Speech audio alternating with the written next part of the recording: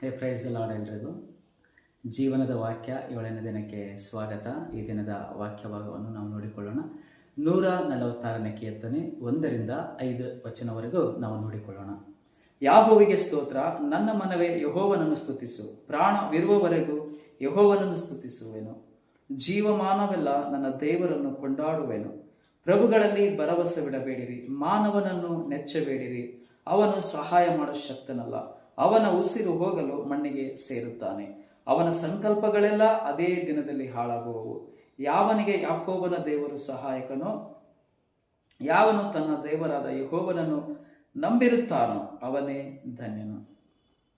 ಆಮೇಲೆ ಇಲ್ಲಿ ದೇವರ ವಾಕ್ಯದಲ್ಲಿ ನಾವು ನೋಡುವಾಗ, ದೇವರ ವಾಕ್ಯದ ಪ್ರಕಾರ ಯಾವ ವ್ಯಕ್ತಿಗಳು ಧನ್ಯರು ಅಂತ ನಾವು ನೋಡುವಾಗ, ದೇವರ ವಾಕ್ಯ ಹೇಳುತ್ತದೆ,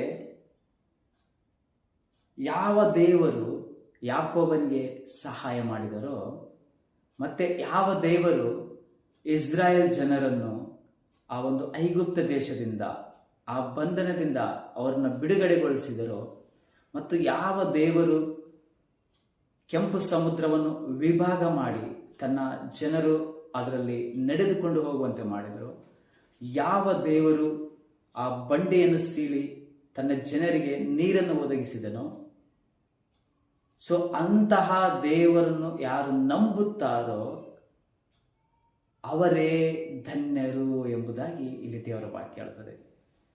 ನಾವೆಲ್ಲರೂ ಸಹ ಅಬ್ರಹಾಮನ ದೇವರು, ಇಸ್ಸಾಕನ ದೇವರು, ಯಾಕೋಬನ ದೇವರಾದಂತಹ ಯೇಸು ಕ್ರಿಸ್ತನನ್ನು ನಾವೆಲ್ಲರೂ ನಂಬಿದ್ದೇವೆ. ಈ ವಾಕ್ಯದ ಪ್ರಕಾರ ನಾವೆಲ್ಲರೂ ಸಹ ಧನ್ಯರು ಎಂಬುದಾಗಿ ಈ ವಾಕ್ಯವನ್ನು ಹೇಳುವುದನ್ನು ನಾವು ನೋಡುತ್ತೇವೆ.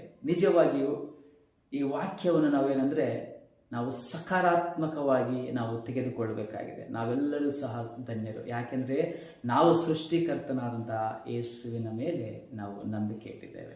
ಆತನನ್ನು ನಮ್ಮ ಸ್ವಂತ ರಕ್ಷಕನನ್ನಾಗಿ ನಾವು ಅಂಗೀಕಾರ ಮಾಡಿದ್ದೇವೆ. ಅದು ಮಾತ್ರವಲ್ಲದೆ, ಇಲ್ಲಿ ಕೀರ್ತನೆಯಲ್ಲಿ ನಾವು ನೋಡುವಾಗ, ನನ್ನ ಮನವೇ ಯೆಹೋವನನ್ನು ಸ್ತುತಿಸು, ಪ್ರಾಣವಿರುವವರೆಗೂ ಯೆಹೋವನನ್ನು ಸ್ತುತಿಸುವೆನು, ನನ್ನ ಜೀವಮಾನವೆಲ್ಲ ನನ್ನ ದೇವರನ್ನು ಕೊಂಡಾಡುವೆನು ಎಂಬುದಾಗಿ ಇಲ್ಲಿ ಹೇಳುತ್ತದೆ. ಅಂದರೆ ನಮ್ಮ ಪ್ರಾಣ, ನಮ್ಮ ಉಸಿರು, ನಮ್ಮ ಕೊನೆ ಉಸಿರು ಇರುವವರೆಗೂ ಸಹ ನಾವು ದೇವರನ್ನು ಕೊಂಡಾಡಬೇಕು, ಆತನನ್ನು ಸ್ತುತಿಸಬೇಕು, ಆತನ ನಾಮವನ್ನು ಘನಪಡಿಸಬೇಕು. ಆ ಒಂದು ಕಾರಣಕ್ಕಾಗಿ ದೇವರು ನಮ್ಮನ್ನೆಲ್ಲ ಸೃಷ್ಟಿ ಮಾಡಿದ್ದಾನೆ. ಆ ಒಂದು ಘನತೆ, ಗೌರವ, ಸ್ತುತಿ ಮತ್ತು ಆರಾಧನೆ, ಮಹಿಮೆ ಅದು ಯೇಸು ಕ್ರಿಸ್ತನಿಗೆ ಮಾತ್ರ ಸಲ್ಲಬೇಕಾಗಿದೆ. ಯಾಕೆಂದರೆ ಆತನು ಮಾತ್ರ ಅದಕ್ಕೆ ಯೋಗ್ಯನು, ಅರ್ಹವುಳ್ಳವನಾಗಿದ್ದಾನೆ. ಮತ್ತೆ ಇನ್ನೊಂದು ವಚನವನ್ನು ನಾವು ನೋಡುವಾಗ, ಇಲ್ಲಿ ದೇವರ ವಾಕ್ಯ ಹೇಳ್ತದೆ, ನಾವು 3ನೇ ವಚನದಲ್ಲಿ, ಪ್ರಭುಗಳಲ್ಲಿ ಭರವಸೆ ಬಿಡಬೇಡಿರಿ, ಮಾನವನನ್ನು ನೆಚ್ಚಬೇಡಿರಿ. ಅವನು ಸಹಾಯ ಮಾಡೋ ಶಕ್ತನಲ್ಲ, ಅವನ ಉಸಿರು ಹೋಗಲು ಮಣ್ಣಿಗೆ ಸೇರುತ್ತಾನೆ. ಅವನ ಸಂಕಲ್ಪಗಳೆಲ್ಲ ಅದೇ ದಿನದಲ್ಲಿ ಹಾಳಾಗುವವು. ಅಂದರೆ ಈ ಒಂದು ವಾಕ್ಯ ಮತ್ತೆ ಇನ್ನೊಂದು ವಿಷಯವನ್ನು ನಮಗೆ ಕಲಿಸುತ್ತದೆ. ಅದೇನೆಂದರೆ, ನಾವು ಅನೇಕ ಜನರ ಮೇಲೆ ನಂಬಿಕೆ ಇಡುವುದಕ್ಕಿಂತ ಮತ್ತು ಬಲವುಳ್ಳಂಥ ಜನರ ಮೇಲೆ ನಂಬಿಕೆ ಇಡುವುದಕ್ಕಿಂತ, ಶ್ರೀಮಂತರ ಮೇಲೆ ನಂಬಿಕೆ ಇಡುವುದಕ್ಕಿಂತ, ಅವುಗಳಿಗಿಂತ ಎಲ್ಲ ಹೆಚ್ಚಾಗಿ ಅವರೆಲ್ಲರನ್ನು ಮಾಡಿದಂಥ ಯೇಸುವಿನ ಮೇಲೆ ನೀವು ನಂಬಿಕೆ ಇಡ್ರಿ ಎಂಬುದಾಗಿ ದೇವರ ವಾಕ್ಯ ಹೇಳ್ತದೆ. ಯಾಕೆಂದರೆ ಆತನೇ ನಮಗೆ ಸಹಾಯಕನು, ನಡೆಸುವಾತನಾಗಿದ್ದಾನೆ. ಒಂದು ವೇಳೆ ನಾವು ಮನುಷ್ಯರಲ್ಲಿ ಭರವಸೆ ಬಿಡುವಾಗ, ಒಂದು ಕಾರ್ಯಕ್ಕಾಗಿ ಅವರನ್ನು ಎದುರು ನೋಡುವಾಗ, ಇಲ್ಲಿ ವಾಕ್ಯ ಹೇಳುತ್ತದೆ, ಅವರ ಉಸಿರು ನಿಂತು ಹೋಗಲು ಅವನು ಮಣ್ಣಿಗೆ ಸೇರುತ್ತಾನೆ.